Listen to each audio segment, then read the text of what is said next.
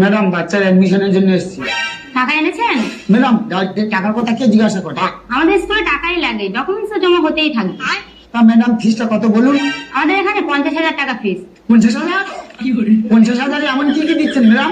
Sir, এটা সারা বছরের ফিস থাকবে। আপনার মেয়ে যখন প্রথম আমাদের স্কুলে আসবে, রেড কার্পেট দিয়ে আপনার মেয়েকে স্বাগত জানানো হবে। আপনার মেয়েকে ওই জল খাওয়ানো হবে যে জল বিরাট কোহলি খায়, আর বাকিটার মধ্যে লেখা আছে, দেখে নেবেন। ও ঠিক আছে। এছাড়াও বই আমাদের স্কুল থেকে নিতে হবে, যার দাম 15,000 টাকা। কিন্তু বাইরে তো 3,000 টাকা পাওয়া যাচ্ছে। আমাদের এখানে বইতে সোনার কবচ লাগানো থাকে। আচ্ছা, এছাড়াও ব্যাগ আমাদের স্কুল থেকে নিতে হবে, যার দাম 20,000 টাকা। 20,000 টাকা? হ্যাঁ, ওগুলো বাঘের চামড়া দিয়ে বানানো, তাই একটু দাম। এছাড়াও জুতো আমাদের এখান থেকে নিতে হবে, যার দাম 10,000 টাকা। 10,000 টাকা জুতো? হ্যাঁ, ওগুলো কুমিরের চামড়া দিয়ে বানানো তো, তাই। আচ্ছা। আপনার বাচ্চার বয়স কত? 5 বছর বয়স।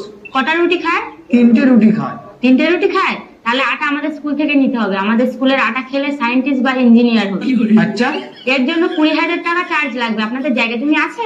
হ্যাঁ ম্যাডাম, অল্প একটু জায়গা আছে।